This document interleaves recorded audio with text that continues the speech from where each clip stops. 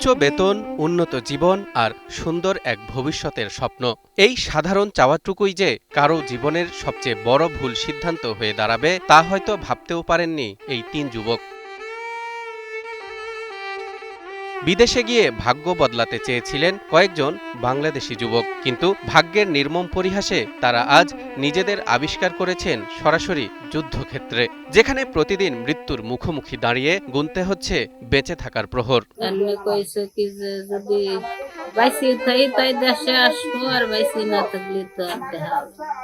এটি কোনো সিনেমার গল্প নয়, এটি বাস্তব জীবনের গল্প। রাশিয়ার হয়ে ইউক্রেন সীমান্তে লড়তে বাধ্য করা হচ্ছে একদল বাংলাদেশি তরুণকে, যাদেরকে ভালো চাকরির প্রলোভন দেখিয়ে মূলত বিক্রি করে দেওয়া হয়েছে রুশ সেনাবাহিনীর কাছে। দালাল মিজান সে হচ্ছে তাদের বলছে যে তোমাদের আমি পুরো টেকনোলজি কোম্পানিতে চাকরি দিচ্ছি, সেই পুরো টেকনোলজি কোম্পানিতে চাকরি দেওয়ার কথা বলে তারে নিয়ে গেছে। নিয়ে যাওয়ার পরে যত ডকুমেন্ট দিয়েছে সব ডকুমেন্টের আমার স্বামী আমারে ছবি তুলে তুলে পাঠাইছে, তাতে কোনো জায়গায় কোনো যুদ্ধের বিষয় কিচ্ছু লেখা নাই। তেমনই এক হতভাগ্য যুবকের নাম রনি ফকির। দালালের মিষ্টি কথায় বিশ্বাস করে দেশ ছেড়েছিলেন তিনি, কিন্তু রাশিয়ায় পা রাখতেই পাল্টে যায় পুরো দৃশ্যপট। বিমানবন্দর থেকে নেমেই সরাসরি তাকে নিয়ে যাওয়া হয় সেনাবাহিনীর জিম্মায়। উনি হচ্ছে আমার সন্তানা বিকেলে ফোন দিয়েছে, ফোন দিয়ে বলতেছে কি যে আমাদের হচ্ছে ওই জায়গাতে সবাইরে পুরো পিস্তলের মানে বন্দুকের মুখে ঠেলে ট্যাঙ্কারের ভিতর ভরে দিয়েছে, ট্যাঙ্কারের ভিতর করে নিয়ে আসছে। 2 দিন পুরো একেবারে ভাবে চলছে, ট্যাঙ্কারের মুখ এমন ভাবে বন্ধ যে একজন শ্বাস বন্ধ হয়ে মরে যাওয়ার মতো অবস্থা।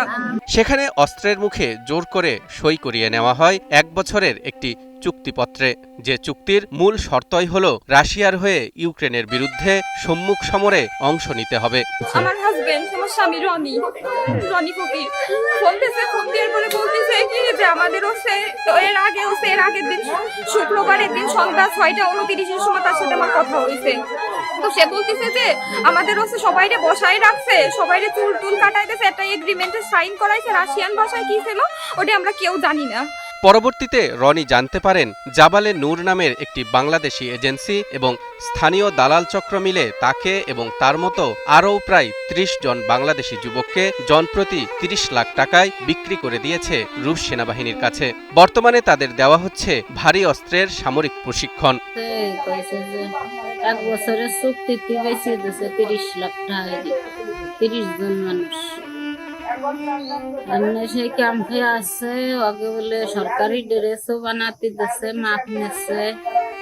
এই নির্মম প্রতারণার শিকার হওয়া যুবকদের বাড়ি গোপালগঞ্জ সদর উপজেলায়, রনির বাড়ি সীতারকুল এলাকায়।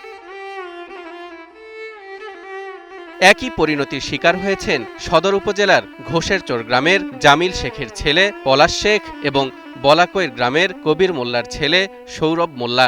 এইখান থেকে বাংলাদেশ থেকে যে এজেন্সি গেছে, ওই এজেন্সি বলছে যে তোমাদের আমি সবাইকে কনস্ট্রাকশনের কাজ দিব, আর যার যার যোগ্যতা অনুযায়ী তাকে সেই কাজ দেওয়া হবে। আর কারো মানে যুদ্ধের ব্যাপারটাও এরা এখানে সবাই ওই এজেন্সিকে বলছে যে সবাই তো বলতেছে ওই দেশের সমস্যাতে আমাদের ওরকম কোনো সমস্যা হবে কিনা। তা সবাইকে বলছে যে না, ওরকম কোনো অসুবিধা নাই, তোমাদের যেভাবে পাঠানো হচ্ছে তাতে তোমাদের কারো কোনো অসুবিধা হবে না। নিখোঁজ এবং যুদ্ধক্ষেত্রে আটকে থাকা এই তরুণদের বাড়িতে এখন শুধুই কান্নার রোল। ঈদের আনন্দ বা উৎসবের আমেজ কিছুই পৌঁছায়নি এই পরিবারগুলোতে। বর্তমানে তাদের প্রতিটি মুহূর্ত কাটছে অজানা আতঙ্ক আর তীব্র উৎকণ্ঠায়। ওদের প্রতিটা মুহূর্ত ঝুঁকিতে আছে। ওইখানে যাওয়ার পরে ওদেরকে 4-5 দিন হচ্ছে ওদেরকে আটকে রাখছে, ওদের খাবার ভালো মতো খাবার দেয়নি, খাবারে কষ্ট দিছে, অন্যান্য কষ্ট দিছে। ওদেরকে বলছে যে তোমাদের যে অভিযোগ তোমাদের স্বাক্ষর জোর করে ওদের কাছ থেকে করাই নিছে। এদিকে এই মানব পাচার ও প্রতারণার ঘটনায় নড়েচড়ে বসেছে স্থানীয় প্রশাসন। গোপালগঞ্জ জেলা পুলিশ সুপার মোহাম্মদ হাবিবুল্লাহ জানিয়েছেন, অভিযোগ পেলেই এই আন্তর্জাতিক চক্রের দেশীয় দালালদের বিরুদ্ধে কঠোর ব্যবস্থা নেওয়া হবে। যে আমরা এখনো পর্যন্ত এই ধরনের লিখিত কোনো অভিযোগ বা মৌখিক কোনো অভিযোগ আমরা পাই নাই। যদি কোনো লিখিত এবং মৌখিক লিখিত অভিযোগ পাই, তাহলে আমরা দেখব যে এই ঘটনাটা আমাদের এখানে ঘটেছে কিনা। যদি আমাদের এখানে ঘটে থাকে ষড়যন্ত্র বা প্রতারণাটা, তাহলে আমরা অনুসন্ধান এবং তদন্তের মাধ্যমে দায়ীদের বিরুদ্ধে ব্যবস্থা নেব।